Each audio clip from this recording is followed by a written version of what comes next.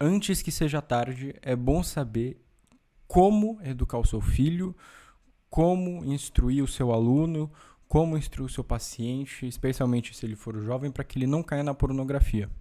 Então vamos falar um pouco sobre isso hoje. Muito bem, eu me chamo Caio, seja muito bem-vindo a esse vídeo e hoje eu queria falar um pouco, especialmente com aqueles que já são pais ou que são educadores, pedagogos ou até mesmo terapeutas, psicólogos e psiquiatras, pessoas que no geral trabalham com desenvolvimento humano, sobre um tema que a gente não vê muita gente falando na internet nesses modos que eu vou falar hoje mais especificamente, que é o quê?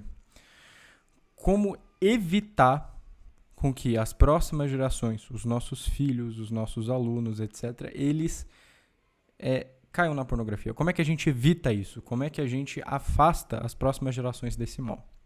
Já não é novidade para ninguém, eu imagino, que a gente passa por uma verdadeira pandemia digital em relação ao consumo de pornografia, né? Eu acho que isso já não ninguém assim mora numa caverna, se você está assistindo esse vídeo, eu imagino. Então você sabe que 90, muito mais de 90, quiçá 99% dos homens já tiveram algum contato e a imensa esmagadora maioria desse público tem visto em pornografia. E os resultados a gente tem visto, né?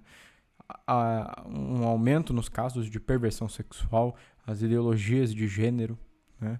As disforias de gênero, as ansiedades causadas por esse problema, o Brasil sendo o ranking número 1 em casos de depressão, cada vez mais pessoas no SUS, indo no SUS, buscando remédios psiquiátricos. Então tudo isso não é que é causado apenas pela pornografia, mas com toda a certeza do mundo, ela é um grande propulsor. E acontece que a grande maioria das gerações elas não estavam avisadas sobre isso, né? Ninguém tinha ciência do que estava acontecendo, né? Especialmente porque a coisa toda começou com muito pouco tempo atrás em questão de história, né? Eu sei, 2 décadas e meia atrás, ali meados dos anos 90 para até os anos 2000, quando você tem o surgimento da internet de banda larga, né? Com o surgimento da internet de banda larga, você tem esse grande fenômeno que é a proliferação da pornografia pelo meio digital, né? E com isso você tem a ascensão do digital, você tem a ascensão da internet, dos blogs, das redes sociais, do conteúdo cada vez mais rápido, mais incessante. E para não prolongar a história, né, o cume que tudo isso teve foi que muitas gerações nasceram, especialmente cresceram nesse tipo de ambiente e ninguém sabia as consequências, né? Nem eu, nem meus pais, muito menos meus avós, né? É uma geração que foi, digamos assim, sequestrada pelos males do seu tempo sem saber as consequências. Hoje em dia a gente sabe. Hoje em dia você já tem pesquisas e pesquisas sobre os danos, por exemplo, neurológicos, cognitivos, no uso precoce de telas para criança, né? No contato precoce com a pornografia, ou no uso habitual de pornografia, você já tem inúmeros estudos mostrando os danos, só para falar dos cerebrais, né? Para não falar sem falar dos comportamentais, psicológicos e até mesmo espirituais, né? Então, o que a gente tem hoje, e é com esse público que eu quero falar aqui, ou qualquer pessoa que seja interessada no tema, como é que a gente evita isso? Porque não adianta, claro, é muito bom o trabalho de campo, um trabalho que eu mesmo faço, atendendo jovens, ajudando eles a sair do vício em pornografia, etc, etc. Mas tão importante quanto é nós prevenirmos isso no longo prazo. Sempre que a gente fala de curar uma geração, tirar uma geração de um vício, melhorar a qualidade mental, psicológica, até, digamos assim, educacional dela, a gente está falando de coisas de longo prazo.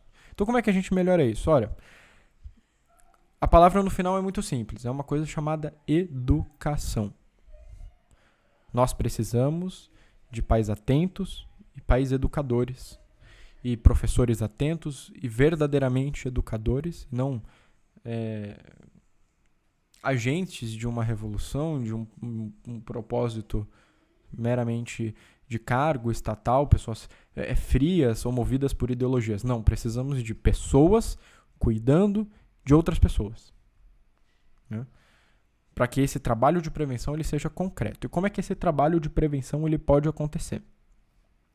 Primeiro é importante a gente elencar algumas das principais causas. E aqui eu vou falar única e exclusivamente com a minha experiência, atendendo esses casos cotidianamente, ouvindo relatos de inúmeros pais e mães que vêm me abordar e trazer esses problemas que eles passam dentro de casa para mim.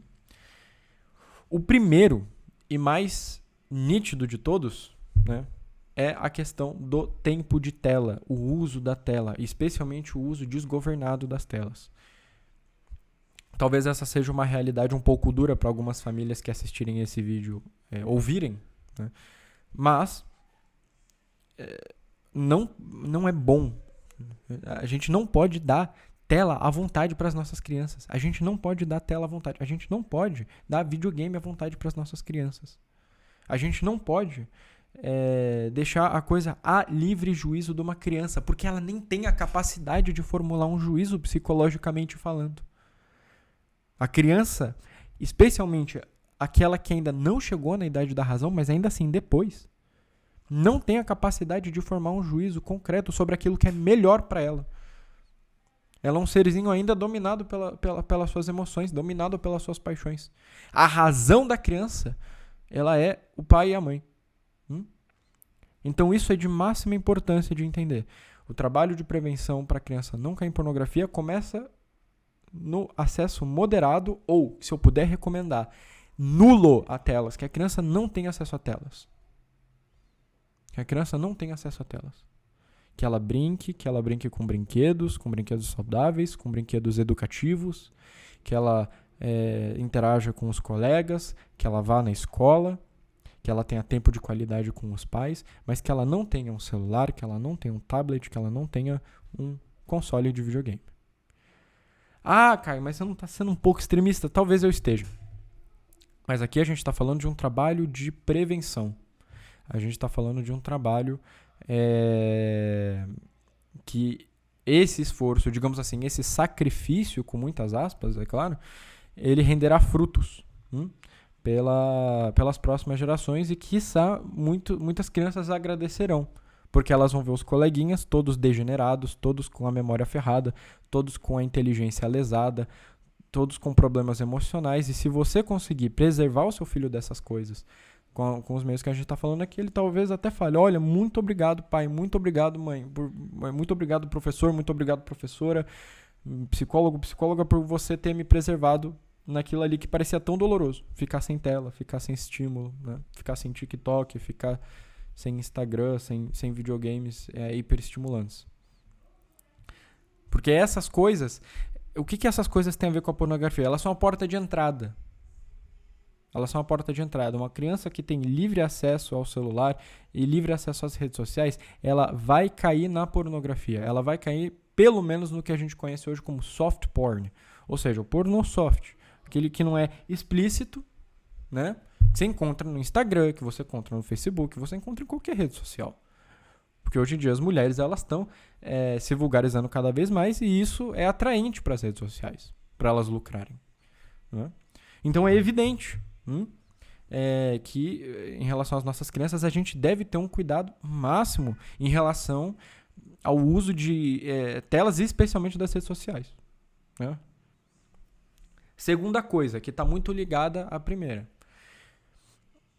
amizades e vida escolar. Ah, mas como assim? Caio, você tá falando que a escola apresenta pornografia pro meu filho? Não. Né? Às vezes até sim. Mas não é o caso do que eu tô querendo falar aqui. Mas muitas vezes, e isso é um relato muito comum, a criança ela é introduzida na pornografia por colegas escolares, por colegas de escola.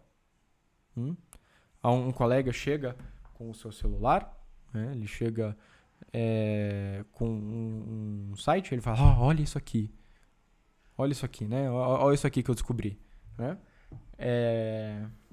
E mostra lá o vídeo pornográfico e aí a coisa já está instaurada já está instaurada na memória do seu filho, do seu aluno, do seu paciente. Então esse é um trabalho de prevenção muito sério a ser feito também. Tomar muito cuidado com as amizades, tomar muito cuidado com como é que está a vida escolar. Isso envolve, e infelizmente a gente não vai ter tempo de se alongar aqui nesse vídeo sobre isso, uma confiança. Ter uma boa relação em casa para que se desenvolva uma confiança para que seu filho tenha a liberdade de chegar pelo menos e falar: pai, mãe, hoje o fulaninho me mostrou um vídeo muito esquisito na aula. E vocês, assim, têm a liberdade de serem incisivos e falar: olha, isso aqui é errado. Olha, filho, isso aqui ofende a Deus. Isso aqui ofende você, ofende a mulher que fez isso, ofende várias pessoas. Isso aqui faz mal. Isso não é bom.